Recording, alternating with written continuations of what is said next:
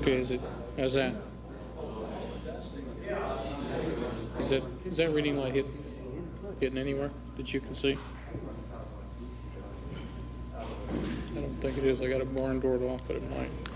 Okay. Hey, you're better looking than I am. Why don't you stay here? Blondes, they say, photograph better than brunettes. That true or not? You are a blonde, aren't you? Redhead? We were the same. Mr. President, this is Bill Headline introducing the proposal by CBS, and he will cue. Oh, I will. All right. Yeah, I know. Have you got an extra camera in case the lights go out? Where? Who'd you get it from? Is that an NBC? This is the camera. This is the Yeah. primary camera. Yeah. And this is the backup camera. And that's an NBC camera, I presume. No, they're both CBS. I know. Standard joke.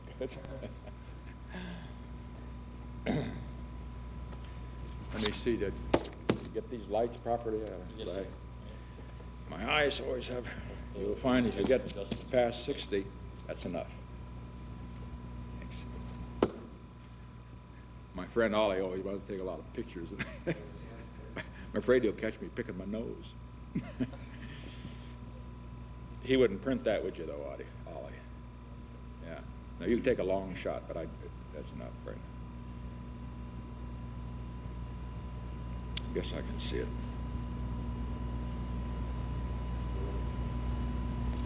Oh, you want a level, don't you? Yes, yes. Good evening. This is the 37th time I have spoken to you from this office, where so many decisions have been made that shape the history of our nation. Need any more? Each time, I have done so to discuss with you some matter that I believe affected the national interest.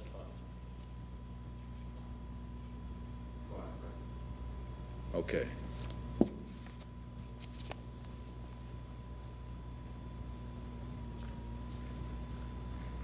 Ollie? No, only the CBS crew now is to be in this room during this. Only the crew. No, there will be no picture. No, after the broadcast. You've taken your picture. Didn't you take one just now? That's it. Because, you know, we don't want it, we didn't let the press isn't going to take one, so you've taken it, and you just take it right now. This is right after the broadcast. You got it? Come on. Okay. What's the camera? The camera, the TV camera, sir. Okay, fine. Fine. What I'm told, sir. All right, fine. I'm not going to make the other photographers mad by giving you too many. That's enough, okay? Now, all Secret Service, is there any Secret Service in the room? Just one agent, Mr. President. Out. You don't have to stay, do you? If you're required to? Okay. I'm just kidding you. I always try to get leave alone.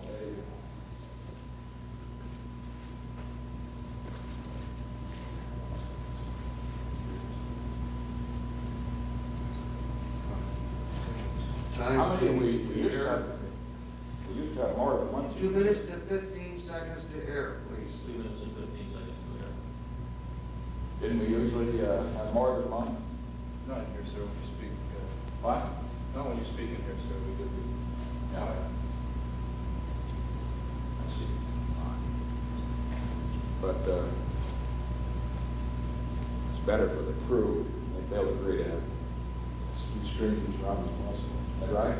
Absolutely. Sometimes I talk to someone in Hollywood and they drive them nuts to have this car.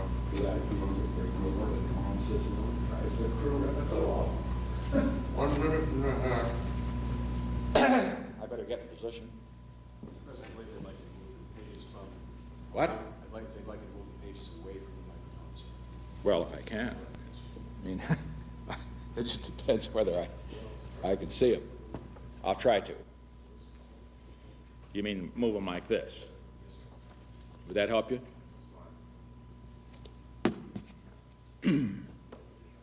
My straight in the back, would you mind checking my collar? Is it fine? I mean, it's not ruffled up.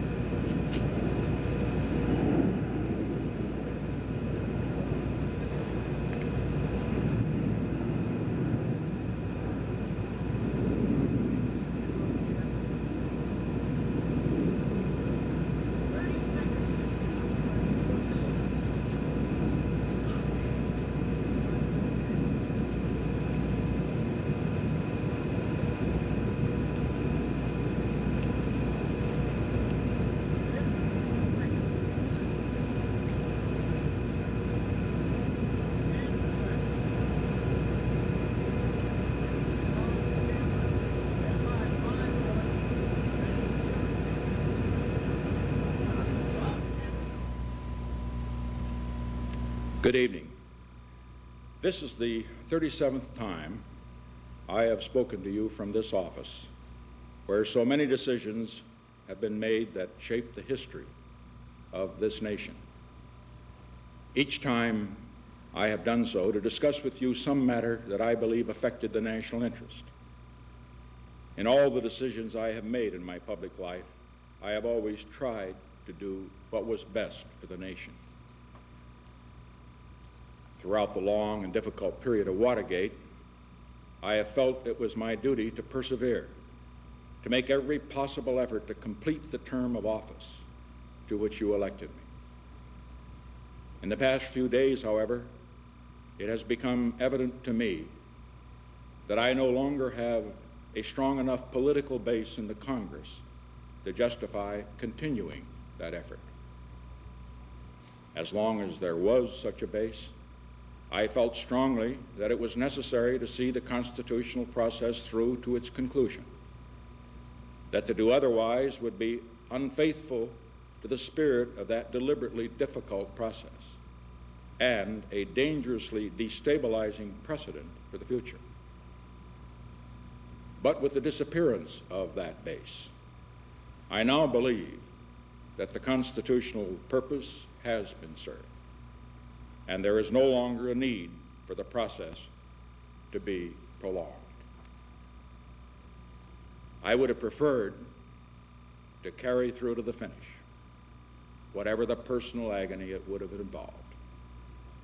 And my family unanimously urged me to do so. But the interests of the nation must always come before any personal considerations. From the discussions I have had with congressional and other leaders, I have concluded that because of the Watergate matter, I might not have the support of the Congress that I would consider necessary to back the very difficult decisions and carry out the duties of this office in the way the interests of the nation will require. I have never been a quitter. To leave office before my term is completed is abhorrent to every instinct in my body. But as president, I must put the interests of America first. America needs a full-time president and a full-time Congress, particularly at this time with problems we face at home and abroad. To continue to fight through the months ahead for my personal vindication would almost totally absorb the time and attention of both the President and the Congress in a period when our entire focus should be on the great issues of peace abroad and prosperity without inflation at home. Therefore, I shall resign the presidency effective at noon tomorrow. Vice President Ford will be sworn in as president at that hour in this office. As I recall the high hopes for America with which we began this second term, I feel a great sadness that I will not be here in this office working on your behalf to achieve those hopes in the next 2.5 years. But in turning over direction of the government to Vice President Ford, I know, as I told the nation when I nominated him for that office 10 months ago, that the leadership of America will be in good hands. In passing this office to the Vice President, I also do so with a profound sense of the weight of responsibility that will fall on his shoulders tomorrow, and therefore of the understanding, the patience, the cooperation he will need from all Americans. As he assumes that responsibility, he will deserve the help and the support of all of us. As we look to the future, the first essential is to begin healing the wounds of this nation, to put the bitterness and divisions of the recent past behind us, and to rediscover those shared ideals that lie at the heart of our strength and unity as a great and as a free people. By taking this action, I hope that I will have hastened the start of that process of healing which is so desperately needed in America. I regret deeply any injuries that may have been done in the course of the events that led to this decision. I would say only that if some of my judgments were wrong, and some were wrong, they were made in what I believed at the time to be the best interest of the nation. To those who have stood with me during these past difficult months, to my family, my friends, to many others who joined in supporting my cause because they believed it was right, I will be eternally grateful for your support. And to those who have not felt able to give me your support, let me say, I leave with no bitterness toward those who have opposed me. Because all of us in the final analysis have been concerned with the good of the country, however our judgments might differ. So let us all now join together in affirming that common commitment and in helping our new president succeed for the benefit of all Americans. I shall leave this office with regret at not completing my term, but with gratitude for the privilege of serving as your president for the past 5.5 years. These years have been a momentous time in the history of our nation and the world. They have been a time of achievement in which we can all be proud, achievements that represent the shared efforts of the administration, the Congress, and the people. But the challenges ahead are equally great, and they too will require the support and the efforts of the Congress and the people working in cooperation with the new administration.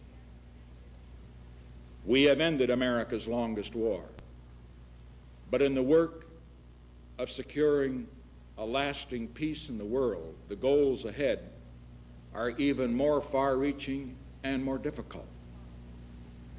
We must complete a structure of peace so that it will be said of this generation, our generation of Americans, by the people of all nations, not only that we ended one war, but that we prevented future wars.